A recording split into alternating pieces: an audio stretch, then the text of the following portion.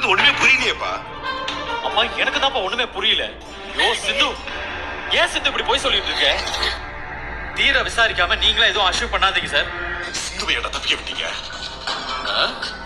என் பங்கு என்ன சொல்ற? சிந்துவை நாங்க தப்பிக்க விட்டோமா?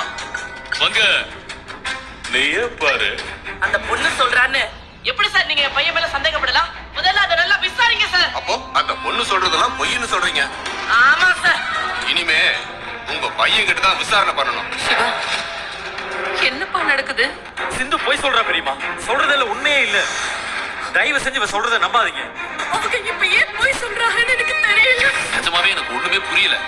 என்னதான் நடந்துச்சு? என்ன ஆரம்பம்? நீ கூட நம்ப மாட்டேங்கிற. அவ சொல்ற மாதிரி எதுவுமே நடக்கல. வாக்குமூலம் கொடுத்திருக்காங்க. இதுக்கு மேல எங்களுக்கு எந்த ஆதாரமும் தேவையில்லை. உண்மையான குற்றவாளி நீங்க தான். ஓ, ஒரு பொண்ணு சொல்லிட்டா உடனே நீங்க அதை அப்படியே நம்பிடுவீங்க? பொண்ணு சொன்னதுனால நான் நம்பல. தகுந்த சாட்சி ஆதாரத்தோட தான் நான் பேசுறேன்.